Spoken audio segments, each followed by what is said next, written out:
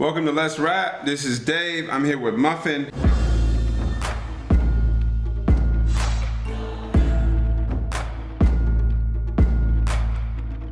This show is about having conversations that cross boundaries, that cross our factions, our class groups, the distinctions that divide us in our community.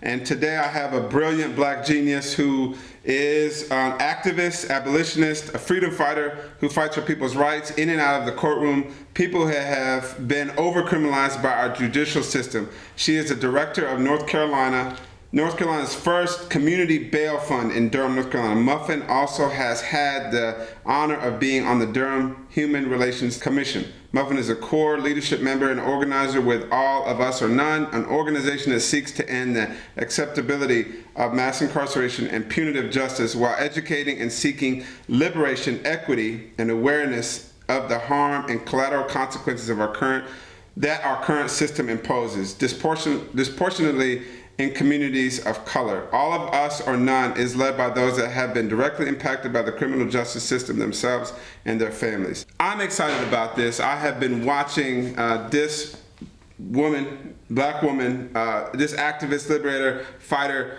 do incredible work in our community for quite some time. I haven't personally had a relationship with her, so just getting to meet her and seeing her work, but I'm excited to have you. Thank you for joining us. Thank you for having me. Yeah, so well, let's jump right into the context. So you recently were arrested. Yes. Okay, and you have court coming up.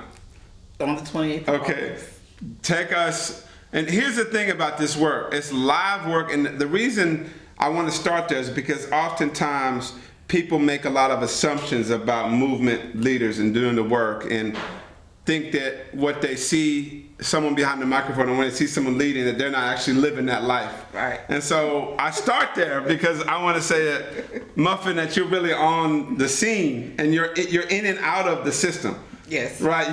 So the fact that you recently were incarcerated and had to sit there and deal wrongfully arrested, that's a place I want to start because I think it demonstrates the validity of your work. So. Yes. So I'm a firm believer. You never go anywhere you're not invited, right?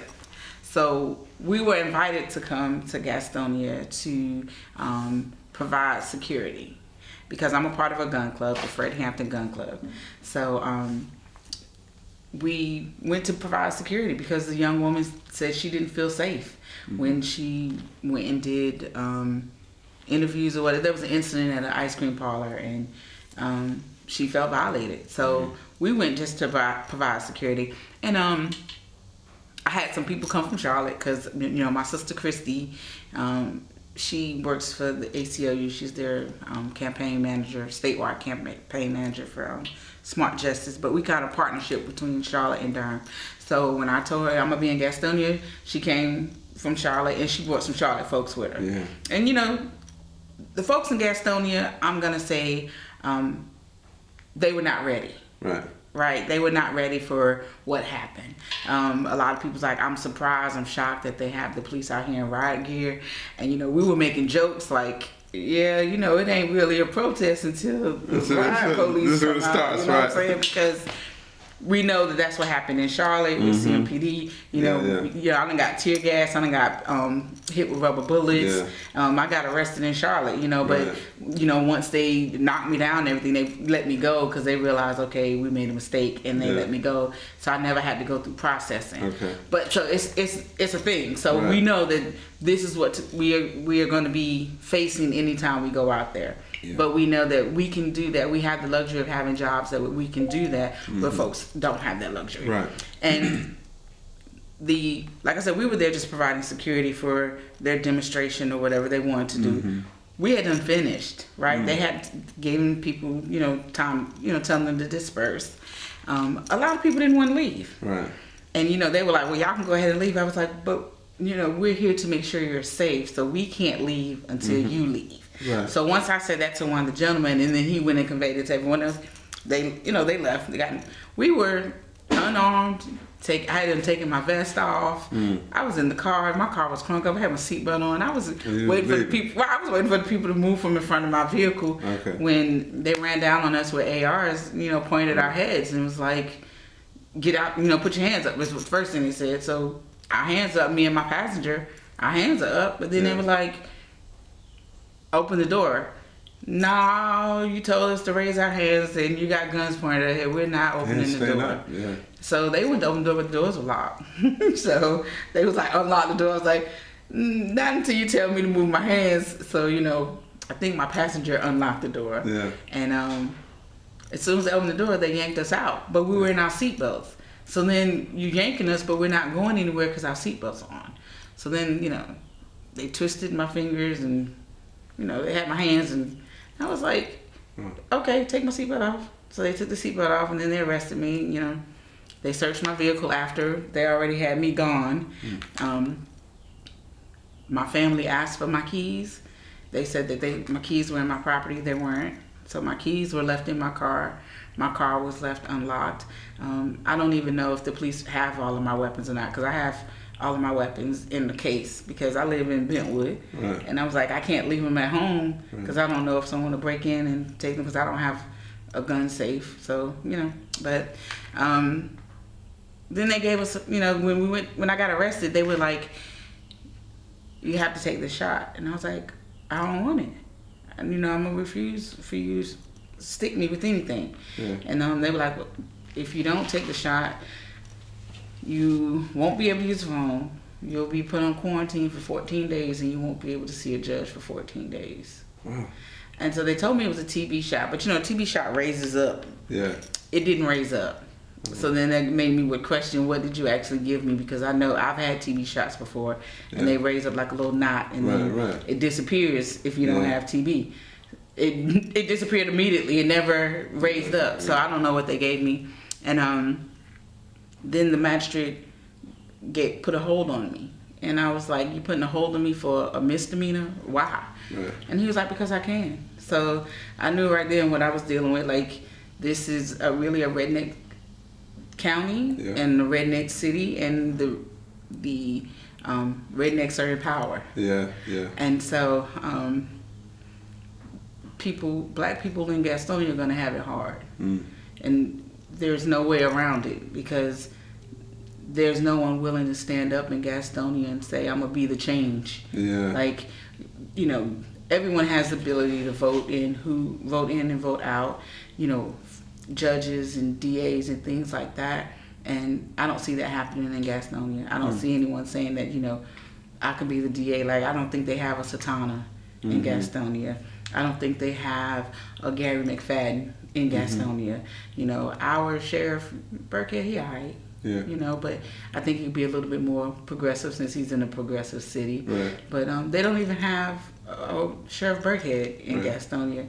So they definitely don't have any black judges. Right, right. The only one that they had, he transitioned on. Okay. So it's like, who is going to be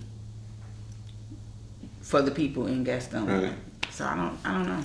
And so when you there was a piece of that story that I remember realizing there was other people that were there in support of the system, in support of the police, that actually had weapons. They were armed as well. So wow. Give us a little bit of a picture from the contradiction that was out there. What was happening on the scene with people that were actually protesting you guys being there? Okay. So there were, I don't even know if to say that they were Klansmen or not. Okay. I do know when they walked up, they had the Confederate flag draped across their shoulders. Okay. They had firearms, and they were allowed to be on the the courthouse property. Like, there was a caution tape around this statue in front of the courthouse that is a Confederate statue. Yeah. And so black people were trying to get to the statue, and they put up a wall of police and was like, you can't cross this caution tape. Right. But then the police escorted the white folks to the statue. The actual, and so that's when it got really upsetting and people were yelling and screaming and things like that. But I go into the courthouse every day, so I know I can't go on courthouse grounds with my weapon. So I still stayed across the street, and we're telling folks, come back. Come back, because this is what they want. They want something to pop off. Police are agitators. Yeah, like, absolutely. Things don't elevate until the police get there. That's right. So it's like, don't give them what they want. Come on back, And of course they arrested us, but they arrested none of the white people that had weapons. And I've got pictures of white men armed with weapons way bigger than mine. Like I have an AR-9. It's a AR-15, but it's a 9mm pistol. Right. But it looks like an AR. Yeah. That's what I had draped on me, and they took it. But we had one man. He had a gun so big it was bolted down to the back of his pickup truck, and he was free to drive his pickup truck home. Whereas me and my comrades were arrested and held with no bond until the next day. And then even after we got unsecured bonds, they still held us. I went to court at 2:00 in the afternoon. They didn't release us till almost 8:00 at night. From 2:00 in the afternoon. It's like, why did you hold us so long? People outside protesting got arrested that day. That were protesting us being incarcerated anyway, and they wound up getting arrested too. But they got out before we did. Wow. Muffin, so this is why this conversation is critical, because the idea of showing up to protest and to be treated that way, to be yanked, to be grabbed, to be handled as a black woman, handled as someone that was there to protect us, right? That to me, for people leaning in, watching, protests are this, protests that, and there's a lot of assumptions about what protests are and aren't, but to go out to a space and to have the truth rises in the space when you stand against something, and you know this from being out there. It doesn't start until they put on the riot gear. It doesn't start till they come out there with the beanbag gun. And so at that point, when they're like, it's time to go, and people, for me, seeing that, we were in Raleigh and got tear gas, so being a part of some of that space, I realized like the chanting and the presence and the power, that almost is a litmus test, and it exposes the racist ideology very quickly. And so to have people come out there, right, and they put them around the statue in a place that you guys aren't allowed, right, and you have these black folks and white folks, it looks like a scene from 1955. Does it not? It does. So I feel like, again, when it comes to protest and the energy that you see out there, I think it's important that our viewers understand is that when we go out there and stand, it immediately becomes a litmus test to expose racism. Yes. And the way you got treated, the handle in the car ripped out, all of that demonstrates that system there, like you said, is the people in Gastonia are going to have issues. Right. Particularly our people dealing with that system that's not set up for them. So let's get into some of, like, while we're talking about protesting and what you've experienced and are dealing with, let's talk about the need for and the development of the NC bail fund and how important that is. And again, we talk about bail bonds, and a lot of people understand, hey, I go to a bail bonds when I need out, and the DA or the prosecutor, they collaborate and might be the judge or whatever, set this amount. And this is just a general basic layman's understanding, and then I have to go find a bail person to get me out. But what's unique about the NC Bail Fund is it's not based on having the actual, because then that bail bondsman that's a business, and so that money they don't get back. But the brilliance of the NC Bail Fund, like you were explaining, is that it cycles back in. So give us a need for the bail fund and what it is, how it developed, and how important it is to the movement. The need for it is because a lot of folks don't have the money. So people will sit in jail for months. Some have sat in jail for years because they don't have the money, but they haven't been convicted of a crime. Right. So they're being held on pretrial detention. And being held on pretrial detention, you lose a lot of things. Right. And like for myself, I lost my housing, I lost my job, all while I was sitting on pretrial, right? And then my charges got dismissed. Yeah. And then, they're like, you free to go, but here I am sitting here for 2 months. Then I got a warrant for my arrest for failure to appear in another county because I was in jail, so I couldn't go to court. And so then I had to pay a bondsman. Right. And this is how I first found out about bondsmen. Okay. So my friend, she paid the bondsman $245, right? the very next day was my court date in Alamance County. So I go to court, right? And as I'm sitting there, I'm waiting. Then finally they call me. The judge was like, "You have a failure to appear. Why didn't you come to court?" And I said, "Well, I was in jail in Durham County from this date to this date." He looks at his clerk. He said, "Can you verify this?" So she looks in the system and she was like, "Yeah, she got out yesterday." He was like, "Case dismissed." So I in turn called the bondsman and was like, "Hey, can we get that $245 back? Because that was money that my friend borrowed from someone else. So that was some money I was going to have to pay back. And I had no job." Right. So I was like, "Can I get that money back?" And he was like, "No." And I was like, "But why not? The case got dismissed, so I should be able to get the money back." And he was, he basically explained to me that's not how it works. And I was like, "Oh, so that's a problem for me." Right? But I didn't know what to do about it. So every time I talked to somebody, I was like, "You know what? Bondsman is a ripoff, because you should be able to get your money back if your case get dismissed, or if you show up in court, you should be able to get your money back because you've done what was asked of you. You came to court." But no one was listening. Well, someone was listening, because Judge Hall was listening at that time. He was the civil rights attorney at SCSJ. I can't even remember what I got you. what the name is for now. And so he was approached about starting a bail fund, and he brought me in. So it was me, him, Henry, and Jason, and we started the bail fund together. And I'm the director, of course, and they just Judge Hall doesn't have anything to do with it now because he's a judge. But when he was attorney, he was the one that gave us legal advice of what we could and could not do, because of course we didn't want to break the law and bailing folks out of jail. And so that's just how it started. And I've realized that bailing folks out of jail, like, people are more inclined to come back to court because someone took a chance on them that normally wouldn't. They would have sat. I had one guy, he was like, I saved his life because his pregnant girlfriend was out here in the world while he was in jail, and he was like, "She doesn't work, I paid all the bills. If I would have sat there any longer, I would have lost my job, and she would have been homeless, trying to give birth to a baby on the street by herself." So people don't think about that. They just think that, oh, someone did something wrong, so they should be in jail and they should be locked up. But that's not always the case, because you've only been accused. And it's not about a public safety issue, because if it was a public safety issue, they wouldn't have a bond, right? So it's all about money. So if they have the money, then they're free to go. Come on. We've had people who have, I'm going to speak about this. It was a man, his name was Mr. Leg. Okay. Black man got killed right down Main Street by a white man, right? That white man got a $50,000 bond. He never spent one night in jail. Not one. And then when he went to court and everything, he got probation.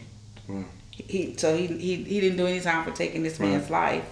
But you have black people who sit in jail with $500 bonds or $1,000 bonds or $2,000 bonds for trespassing and things like that, and they can't get out because they don't have the luxury of having that money. So I'm a prison abolitionist, but I'm also a firm believer in whatever accountability looks like for you is what I'm going to support for you. And Mr. Leg family, they want a pound of flesh. They want some jail time, but they didn't get that. And why does that look like that? A white man kills a black man, he gets no time. A black man kills a black man, he gets time. A black man kills a white man, he gets time. What's the difference in that white man killing a black man? Why didn't he get any time? Because he had the luxury of having the money to pay that bond, and then the color of his skin. He was free to go. He got 24 months probation for taking someone's life. Wow, unbelievable. And the man who killed Umar, which was an accident, he got 4 years. Wow. And his was an accident. Now, he didn't intentionally, maliciously go out and kill Umar, but it happened. And that's very hard to deal with, because Umar was like, he didn't believe in jails and prisons. He was like, if you believe in jails and prisons, I don't like you either. So that was a hard thing for me to work through, to, work through that, because the love I have for Umar and the fact that he's not here anymore, and I know that there are so many people that are lost because they were waiting for his voice. Yes. Like my voice is not going to reach them. Your voice is not going to reach them. His voice was the only voice that was going to reach them. And so they're gone. They're lost because they'll never hear his voice. His voice, yeah. So, yeah. Muffin, I had the, because you bring up Umar, if you wouldn't mind, there's a story that, again, this is me watching this unfold, but there was a situation while he was with us that there was some individuals or someone had stolen the dirt bike. Yes, and so please, would you mind, you bring them up, and I think it's so important because it testifies to the voice that people don't get to hear. I've referenced his presence, his persona, and what he meant to the block, to the hood, to the streets of Durham in his absence, and I didn't get but maybe one or two conversations with him, but I watched him, right, and realized, like, man, this situation, if he was in this room, it wouldn't fly. Because his tone and the way he was able to connect. Give us that story for people that don't know him, because for me, it was powerful because I saw it unfold on social media. I saw him share, I saw him go live, and he talked about it, but I think that there's evidence there to who he was and the need for that kind of posture in our community. Mm-hmm. And I referenced back to that with him dying on the bike. I was like, he wouldn't want him in prison. That's he would have done other things. But his dirt bikes were stolen from a storage unit. Mm-hmm. And it just so happens that whomever stole them had put them up on OfferUp or something like that to sell. Yeah. So Umar reached out to him and was like, yo, how much you want for these bikes? Yeah.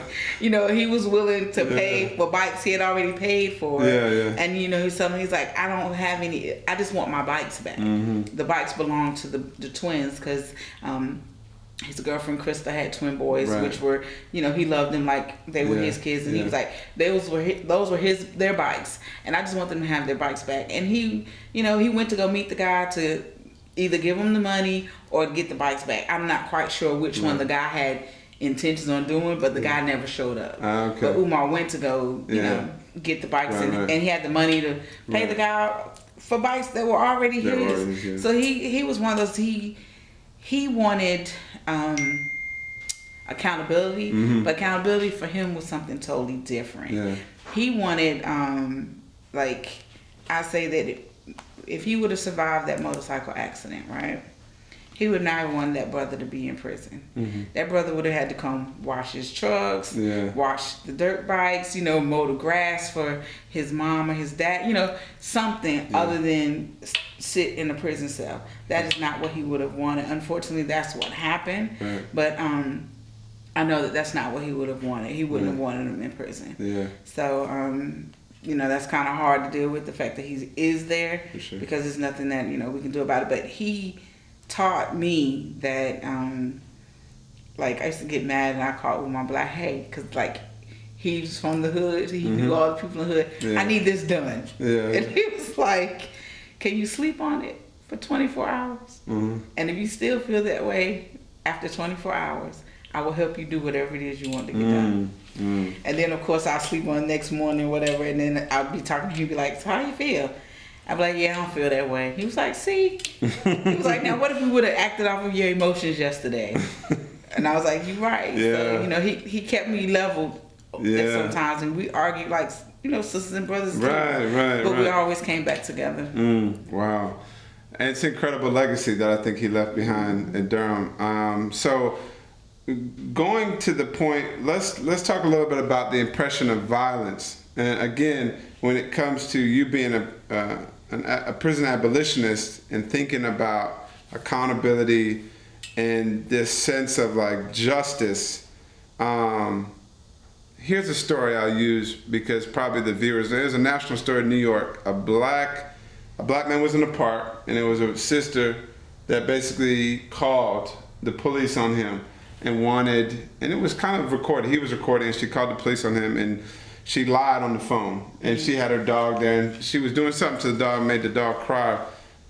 Something silly, but it was one of those things where when it was time to go to court, because she was basically demonstrating what we would consider a Karen, he didn't want to. And some of the individuals on the perimeter was like, oh, he's practicing prison abolitionist framework by saying the system is so broken. And so it's like, no, I don't want to contribute to this. But the thing that I think was what I struggled with is like, oh, but what about all of the Karens that contributed to Tulsa, Rosewood, Emmett Till, all of those white women that never. And so I take someone like myself that's kind of, I see it, I'm aware of it, I respect it, and when it's working for our people, I love it. But then when it comes to the other side, it's like, man, but there's brothers in jail, incarcerated for times when that brother didn't get arrested that day. It didn't, but there's times when the brothers have been arrested by white women lying or people lying on them. And so help me and the viewers understand when someone says they're prison abolitionists, when it comes to crime that's done, is it, like you said, I know it's an individual, but then the system itself, do you see any use of the system to actually bring justice to those that are currently being incarcerated? No. No, okay, got you. The system itself it's not broken. People say it's not broken. It's working exactly how it's supposed to. the way it's supposed to work. Right. The problem is it was designed for black people. Right. It wasn't designed for white people. It was designed out of slavery. That's why in the 13th Amendment it says in servitude. That's right. Right? That's right. So yeah. It was designed to keep people in slavery. Okay. So white people weren't never in slavery, right? Right. Black people were. So it's designed to keep us there. Mm-hmm. And the system, that rotating door, I'll be thinking about when people get released, right? Yeah. And they're on probation or parole. They have 30 days to find a job, right? But you have this thing where they do this check, and if you have a criminal background, they don't want to hire you. Okay. So after them 30 days, if you haven't found a job and you haven't done this requirements that they require of you, you go back. Right. A lot of people go back because it's easier, because it's so hard out here because of the stipulations that they have that they need to be in order to be free. Right. Yeah. But I'm like, if I have a loved one who's coming home, right, I should have psychological therapy as well as the person coming home, because they've been institutionalized, because they've been in the system, and I've been out here for so long by myself taking care of the person on the inside. When they come home, I immediately want them to find a job. I want them to start paying the light bill. I want them to start contributing. Yeah. But they can't, not because they don't want to, but because there's nothing in place for them to be able to do that. Okay, when they send them home, they only want to send them home, make sure they got a place to stay. They don't make sure they have the life skills that they need. They don't make sure that they have the mental capacity to be able to survive outside of a cage. They don't get any of that, and we contribute to that. So the system, if we say the system was to work better, right? We would have training for folks, right? They will have, and the skills that they learn while they're incarcerated, they will actually be able to use those skills on the outside. So my husband did 10 years in the feds, right? And he did computer engineering, whatever it was, for like $118 a month, right? I don't know what that equates to a day, but for a month. But if he was like on the outside working, that'll be a job he get paid $40,000, $60,000, $70,000 a year to do. Yeah, absolutely. But when he came home, he couldn't find a job doing that programming. He had to find something else. And it just so happens that he had a support network like myself who realized that, I can't expect for him to pay bills immediately. I can't expect for him to be able to do X, Y, and Z immediately. But other people don't have that luxury because they haven't been through the system. Like, because I've been to jail and I realized that it's hard when you come home having, a background. Even though my charges were dismissed, it still showed up. Every time somebody ran a background check, it still would show up. So I got it. So that was the only reason why he was able to be successful. But other people don't have that luxury. But when we say that we want people that don't look like us to be incarcerated, I want them to be incarcerated just so they know how it feels, and they'll realize this is not where we would want to send people because this is not right. Like, I asked the city council maybe 2 or 3 years ago, I was like, can y'all spend 7 days in Durham County Jail? Just 7. And then when you get out, you can't go home. You can't go back to your job. You have to just see what it feels like for people who have been there and come out.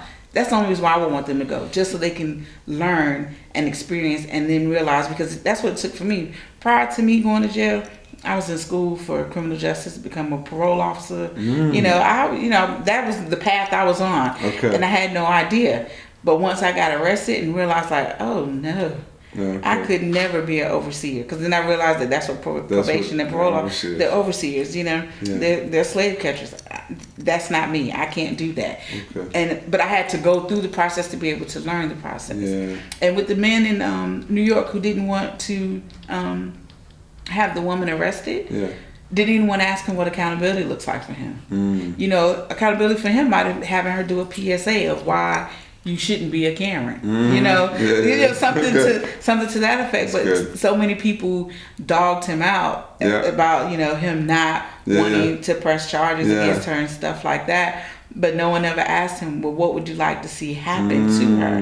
Because it might have been, like I said, it might have been an alternative there. It might have been an alternative to that, other than her going to jail. And we can always do alternatives. Like, jail is not the end all. Like, we should have alternatives to other things, because when I know that people don't wake up every morning and say, I'm gonna go commit some crimes today. Right. People wake up and say, I need to survive today. And if that survival includes committing a crime, then it's not about the crime itself. It's about survival. When people, I don't like when people say black on black crime. I'm like, why just can't be crime? Like, why do we have to attach a color to it? But the crime in our community is higher in our community because of what? Because of systematic racism that's in place. Because the fact that you push so many people into one area. When the crab in the barrel, right? Yeah.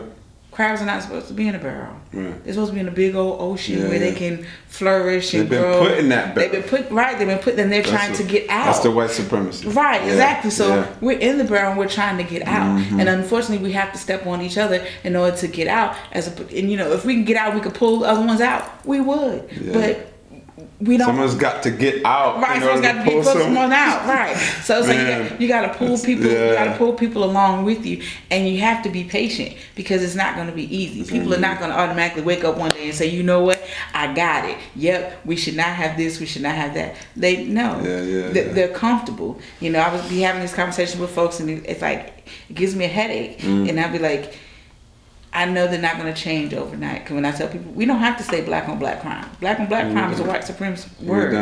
They use that term to describe us, and we've attached onto that narrative and said, that works for us. No, crime is crime. It's no color attached to it. The reason why it's our community, because it's proximity. So what's the problem when you hear black people say, if Black Lives Mattered, boom? And I hate this because again, but when they say Black Lives Matter, why don't they matter to us? It's ridiculous. We almost shouldn't have to talk about it, but I wanna deal with it, because I know that again, when we talk about black on black crime, it ends up being, you have these people that feel like they're working for the overseers, kind of trying to get us in line and say, hey, whoa, that's a terrible talking point. It's dehumanizing us. Just by asking it. But speak to that. Who says black lives don't matter to us? It does matter to us. What can we do about it? We're trying to dismantle this system that has been put into place to keep us over here. That's right. You have folks trying to dismantle that system from the outside and from the inside. But it's very, very hard when you have people that look like you and talk like you saying you don't care about black lives because you weren't protesting about this young man getting killed over here on the corner. No, that's not the case. That's not the case at all. We've been protesting way before that young man got killed on the corner. Right. We've been protesting about, hey, this is what we need in our communities. That's why, people say defund the police. I say abolish the police. But even if we defund the police, doesn't mean get rid of the police completely. It means take some of that funding, the resources, and put it into our communities. Because when the old saying, idle hands is the devil playground. If kids don't have anything to do, what happens? you have things that happen. You have violence that happens against someone that looks like them because as far as they know, I can do something to you and get away with it. Mm-hmm. But if I go over here to this white neighborhood and do something to them, oh, they're going to get me. One, because I'm out of place. Because I'm not supposed to be over there anyway. Because I'm black and I'm in a white neighborhood. They already know that I'm not supposed to be over there. Yeah. But if I come to your neighborhood, I blend in. Yeah. So that's what it happens. If we had the money, if people had real affordable health care, right? Free health care. Right.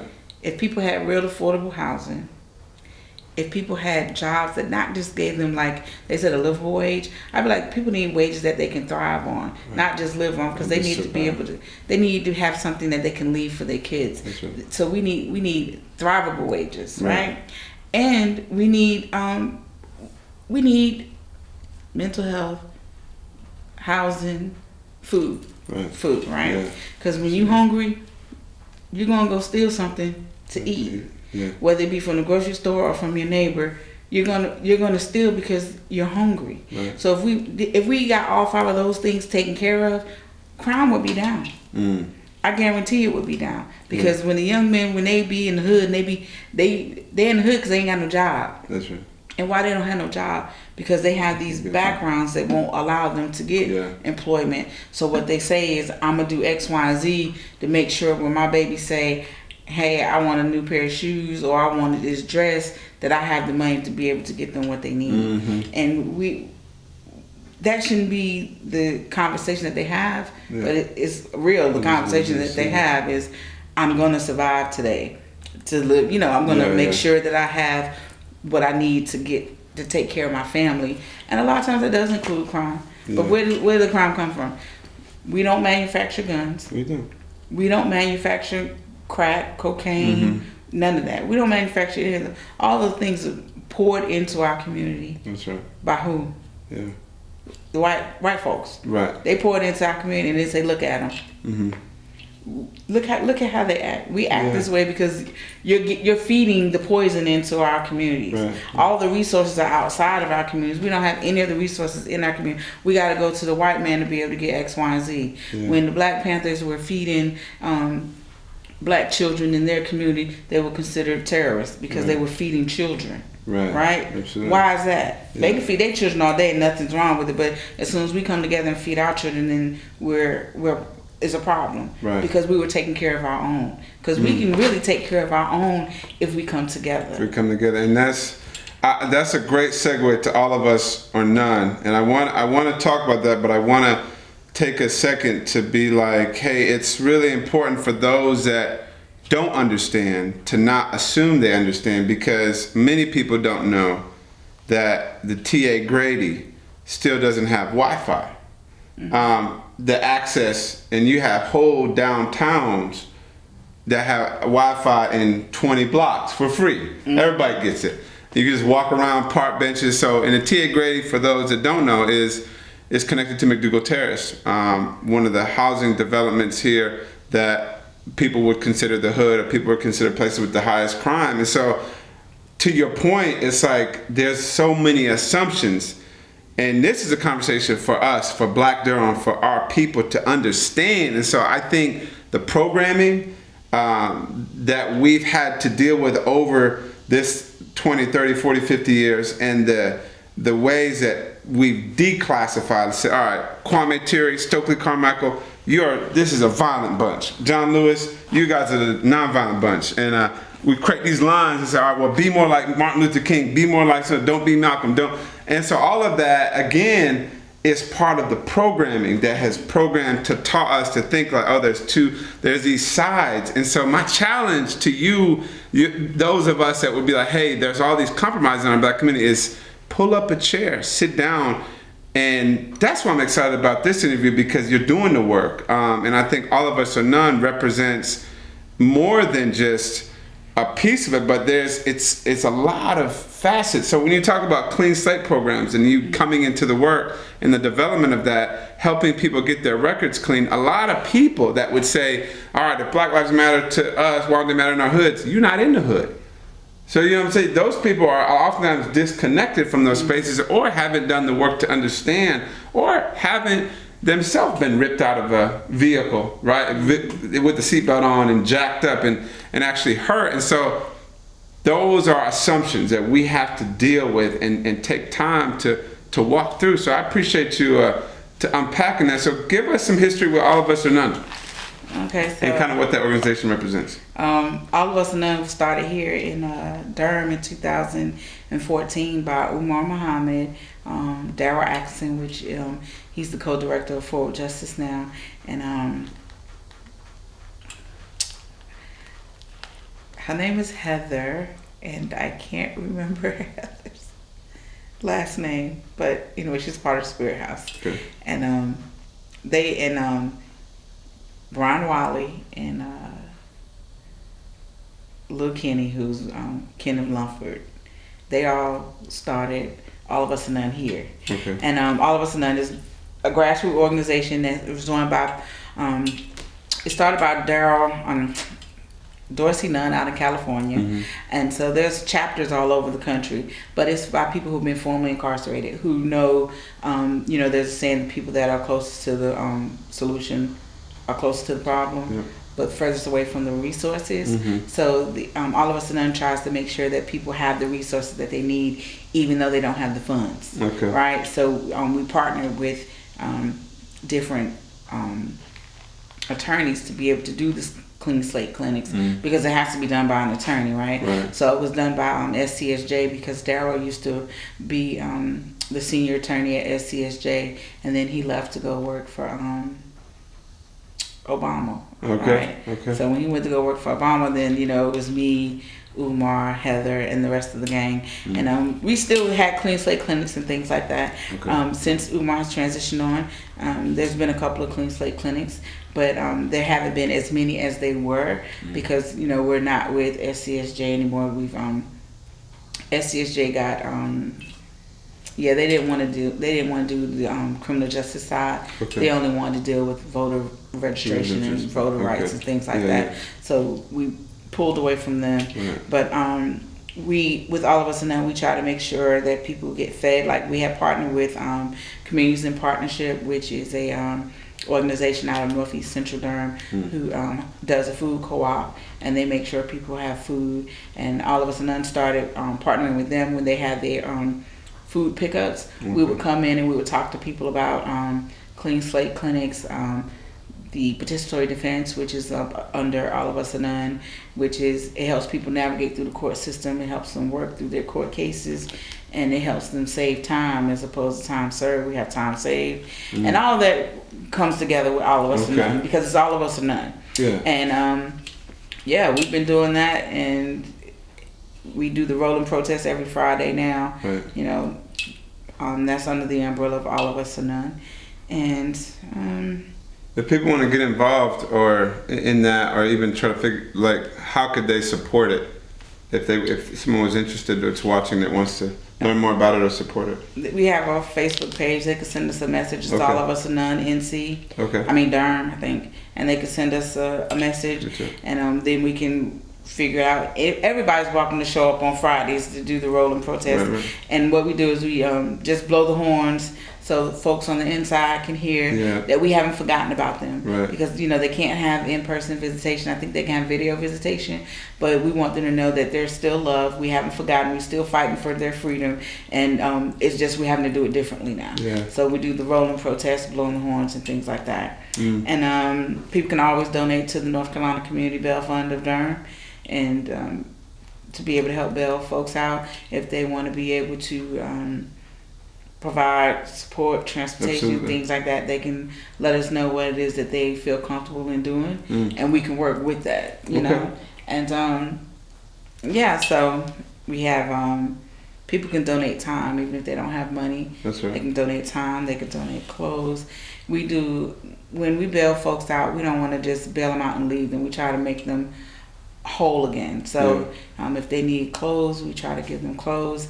We have gift bags with toiletries in it, masks, because I think they give them one mask in jail. We give them 10 just so they can have, some because we don't know when they'll get more, because we don't know how long this pandemic is going to go on, so we want to make sure people are safe.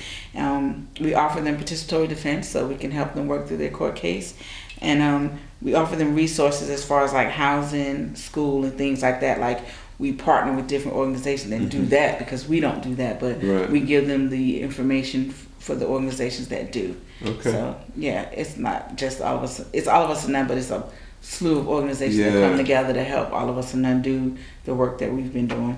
This is really important work, because again, a lot of people would say, hey, when there's a George Floyd or Breonna Taylor, there's a lot of energy that comes out, but most people don't realize that we regularly, yearly probably, and you probably have names for days, have our own George Floyds, have our own Breonna Taylor. And so let's talk for a minute about what that feels like from an organizer standpoint, to see when the national energy is here. And I feel like I've been well aware of this distinction for quite a while. When you have the Trayvon Martins, or it does something. It triggers the hoods. It triggers responses, which is a good thing. But then after it settles down, right, and after we,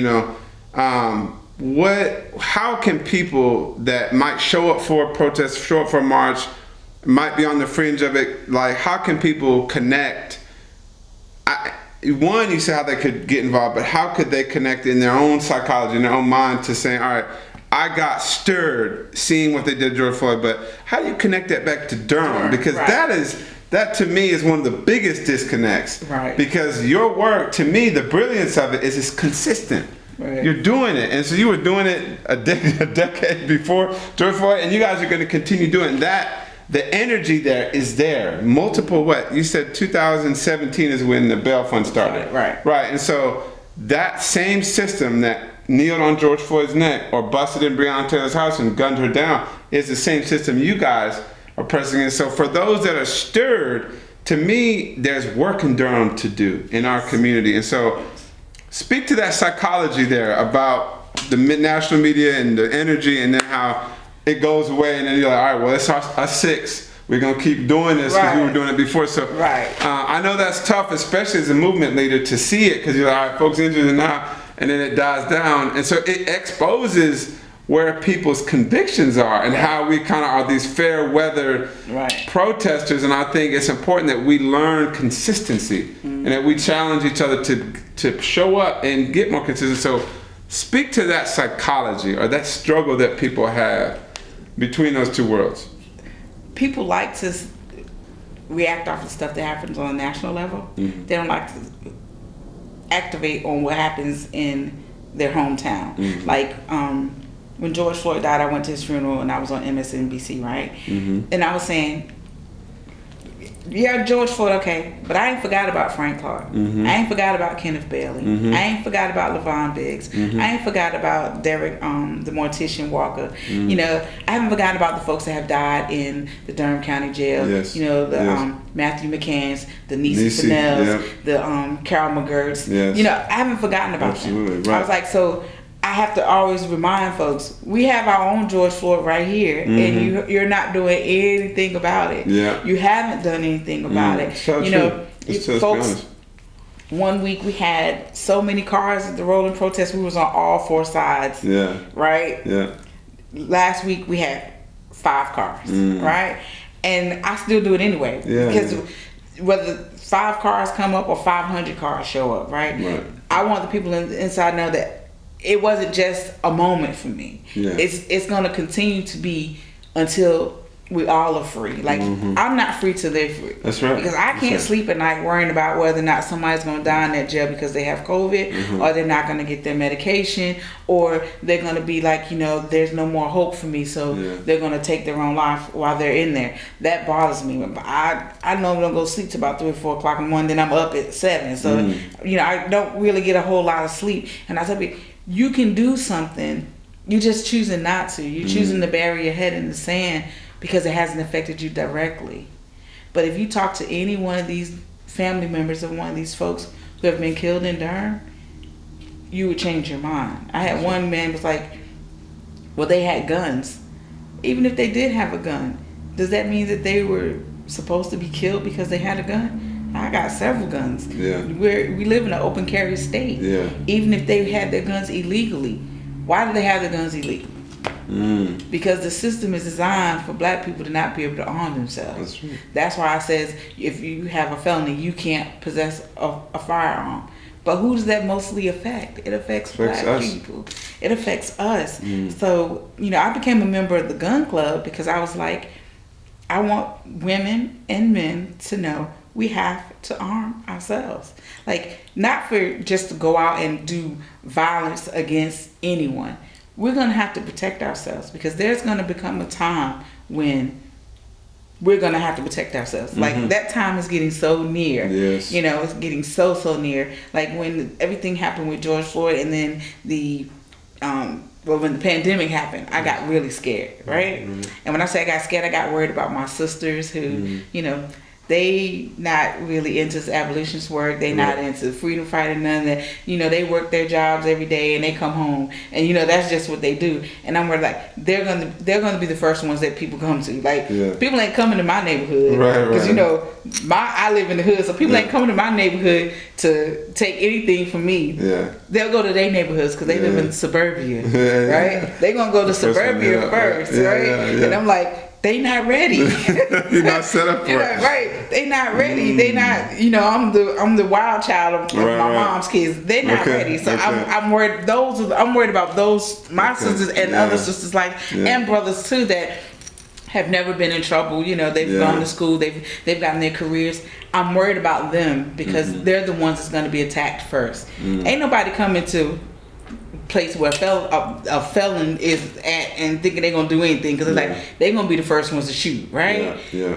Folks who've never been in that life are not in their mind. They're not even thinking about that. Yeah. They're not even thinking about. Because there's some training that comes to get to being comfortable, right? Right. To be able to respond like that. Right. So that I was going to the gun range once a week. Like now I can't go because of my arrest. I can only have my weapons at home. So I can't go to the gun range. That. Oh wow. Yeah. So they prevent you from actually shooting or going to a range. Right, because I can't be in possession of a firearm unless I'm on my property. Oh wow! Okay, so my car and my home. I did not know that. That was a stipulation. Okay, that's interesting. Stipulation. So I mean, until the case is resolved and things like that. Okay. So it's like it's very, very frustrating that people don't realize that these are the things they put into place to deter us from being able to take care of our own. Yeah. Like, we should not need the police. Yeah. Me and you should be able to go out and take care of our neighbors and our neighborhood and be like, hey, you should be able to say something to my son if you see him doing something wrong, right? Right. And I'll not get mad at you. Yeah. We've gotten away from that. We've gotten so far away from that if you say something to my son, I'm coming at you but my son shouldn't have been doing what he was doing in the first place. So, you should have said something to him when he was cutting up. That's we've gotten away from that. If we get back to that, and back to being able to, govern ourselves. That's it.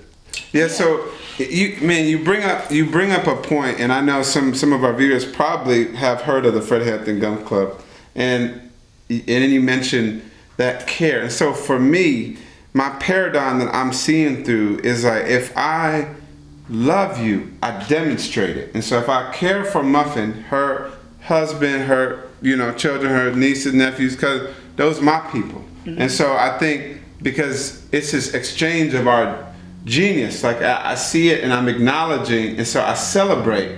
And so I think when it comes back to governing ourselves, loving ourselves, dealing with it almost is like we've gotten so far from it, something like Fred Hampton Gun Club becomes this extremely controversial, extremely like, oh my gosh, and so we gotta talk about that, because I know when it comes to gun rights, right, and gun owner, it triggers people because they're like, oh no, we're left, we're progressive, right? So I'm sorry, I gotta have the conversation like, we're left, we're not supposed to do guns, right? And so when it comes to this affiliation, like, oh no, the rules above my politics don't give me space to own, because we don't supposed to own. That's a right thing, or that's a conservative thing, or constitutionalist thing. And so again, it's like for us, it's like, whoa, Fred Hampton Gun Club, my impression of it is it dismantles that. So, oh, these are my people. So I have the right to bear arms. So I'm going to demonstrate love for them by standing up. And so for me, I think my experience over the years of seeing it, witnessing it is powerful. And I think it's so powerful that it makes people nervous because they're like, whoa, he's got heavily armed. And so when you see those instances, like recently, a month ago in Atlanta, you know, a couple hundred, and I think it was NFAC. Yeah, just kind of doing that thing. It's like, whoa, it's very, even for black folks. And it's because we're like, no, they're demonstrating love but it's received as like this almost kind of like, people are proud of it, but then I think are people intimidated by it. And so speak to the importance of a movement like Fred Hampton Gun Club and how it connects us to caring for each other. Because I think, again, we're this program in this post-traumatic slave syndrome. When we see that, we immediately think, oh,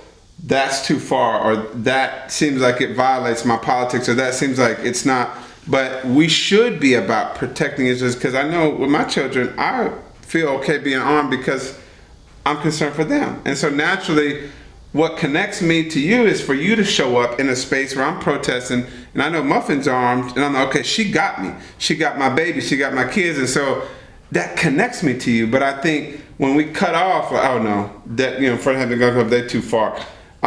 We lose the opportunity to bond. And so take us into that tough struggles where you hear a lot of people critiquing and criticizing that don't understand. Right. Yeah. When you think about black gun clubs, yes, people automatically go to violence, right? Immediately, yes. And that's like the furthest thing from our mind. That's right. Like with Fred Hampton Gun Club, what we want to do is we want to be able to educate folks on gun laws in their particular state. We want people to be trained on how to use a weapon, how to clean it, how to, you know, hit your target, and not, you know, do this craziness, right?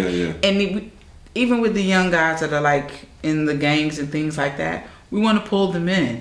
Be like, hey, you want to shoot your weapon, go to the gun range. Shoot your gun range at something that you're not going to kill. You know, my son knows that, you know, if you ask him what comes out the end of a gun, he's not going to say, oh, a bullet. He's going to tell you death, because that's what he's been trained.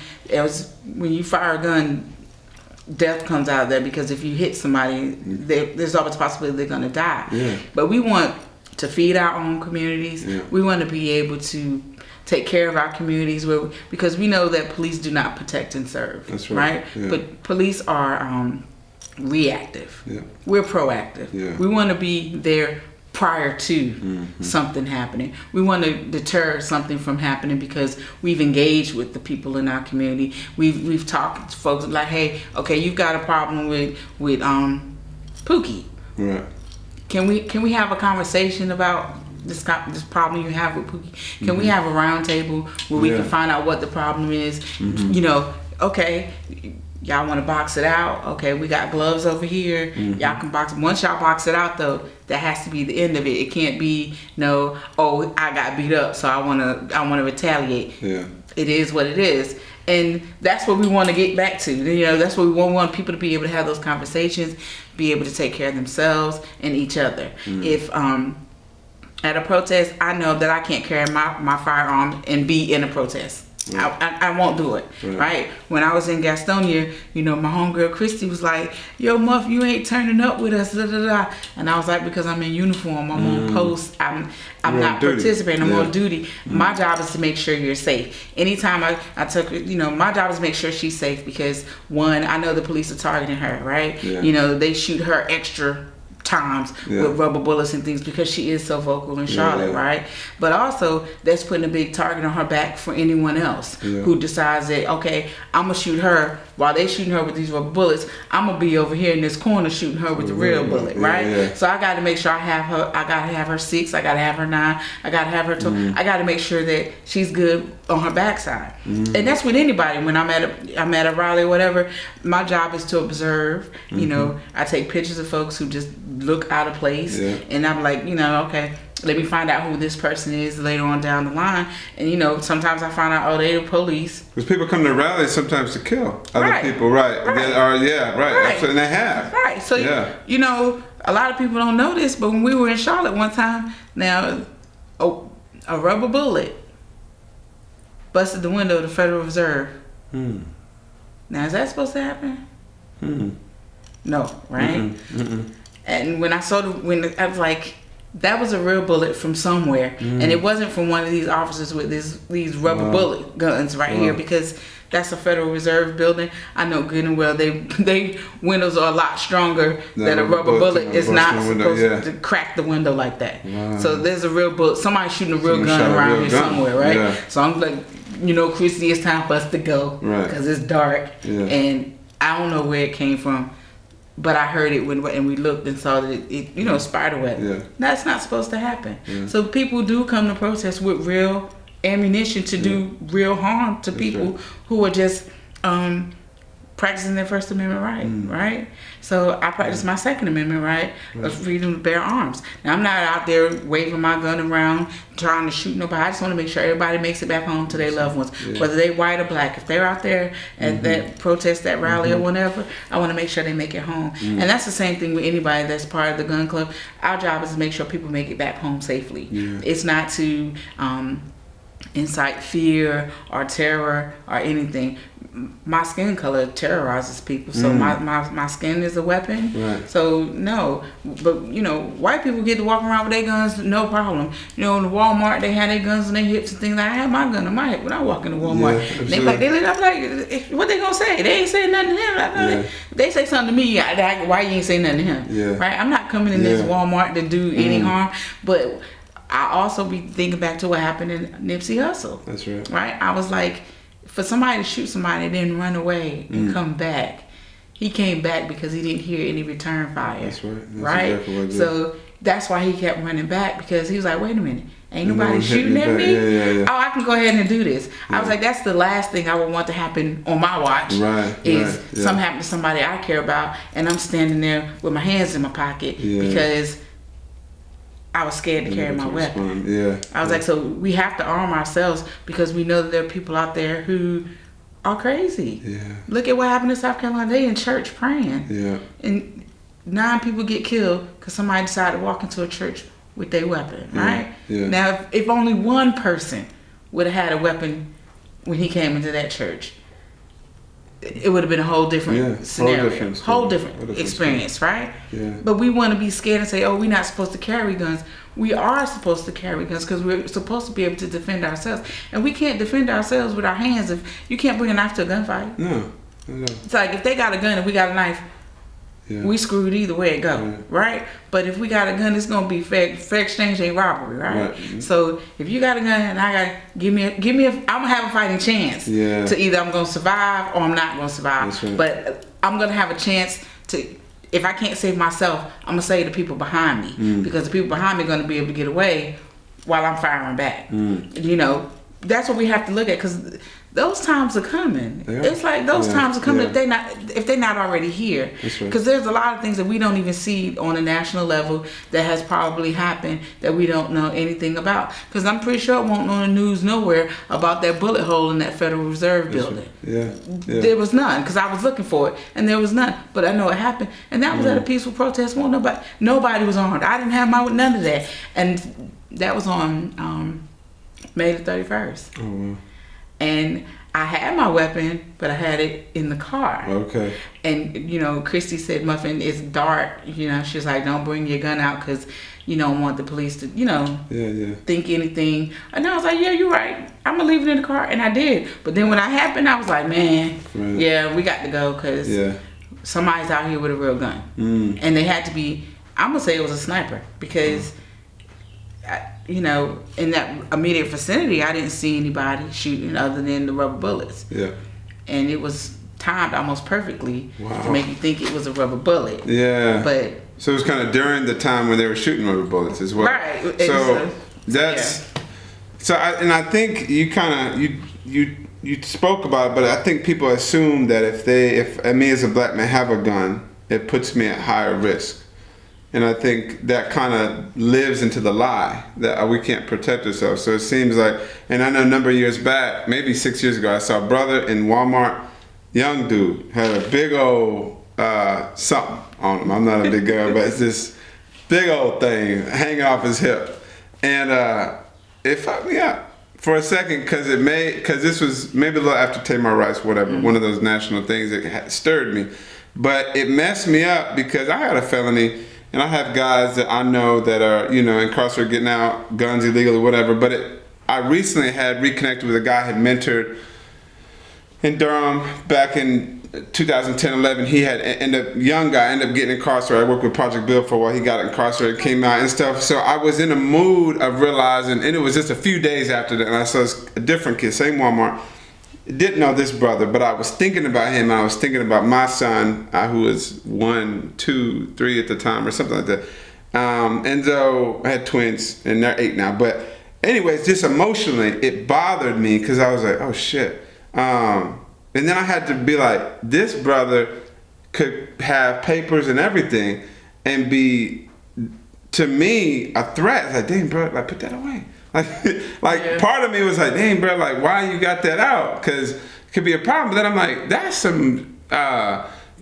slaveholder's mentality for me to respond. So I personally had to grow because of just the fear of having guns and being around guns that were all illegal. So realizing, oh no, that's okay. It says something. And now I'm very proud, right? When I see a black woman like yourself armed at a rally, whoa, the message is very, but I still know it's taken me some time to be like, you know what, telling my 15-year-old, we're gonna have to get you set up for it. I have to learn about guns. My wife is like, all right, I'm interested now. There was a time where we weren't as much, and just thinking like it's important, It is. It's important to think through that. And so we have 5 kids, so I know I want us to think like that at our house. But again, at first I felt that because I've always been known guys that have them and they have me legally, right? And they always happen to hide them. So to see it out, and again, I assumed a lot about this brother. I assumed a lot, and I have to admit, like, no, it shocked me. But then I had to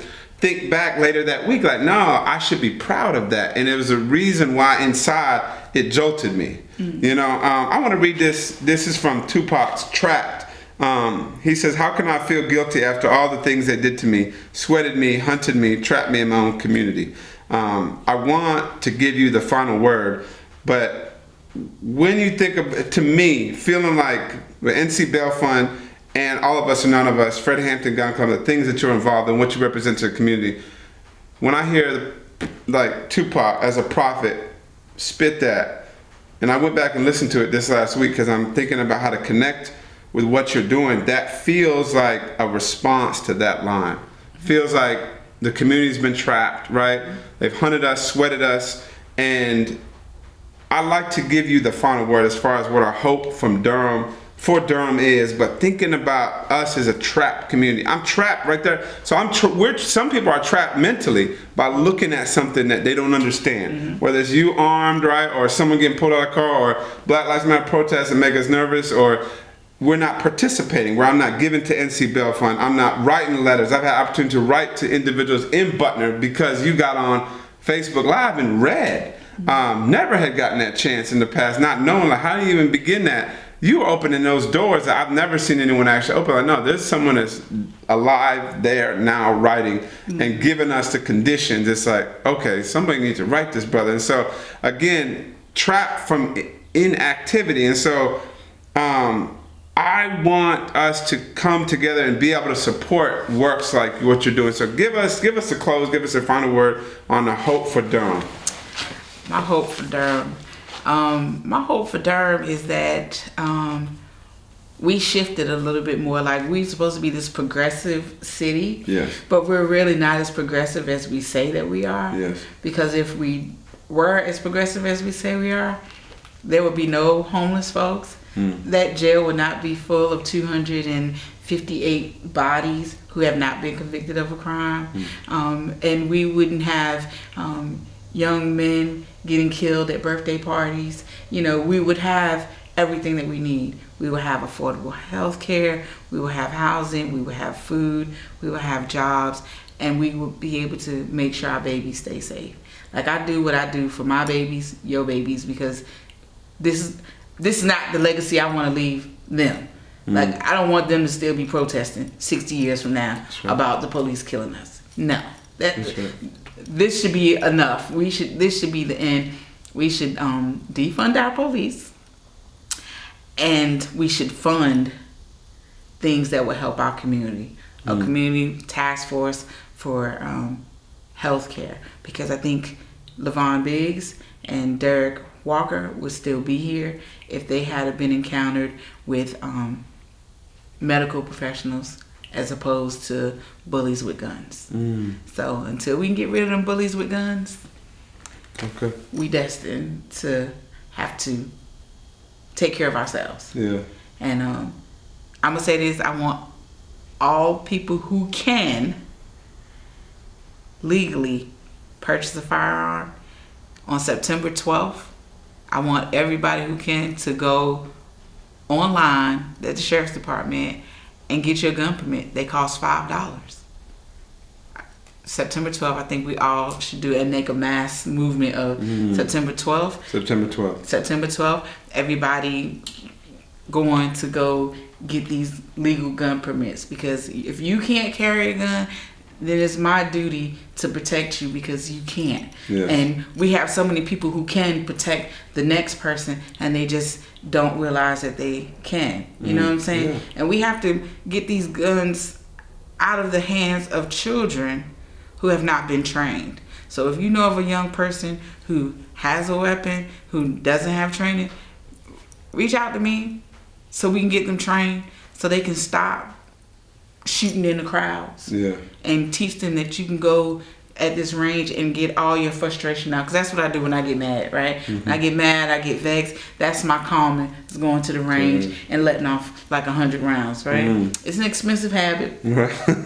But you know, some other people have, that's my habit, you know. So, but I want to be able to train up younger folks to be able to have an outlet other than going outside and shooting someone that looks like them. I want to give them something else. That's a blessing. That's a blessing. Thank you so much for challenging us, for loving us, for letting us into your world and your genius. Folks, this has been Let's Rap. Again, this is Muffin, and my name is Dave. Peace.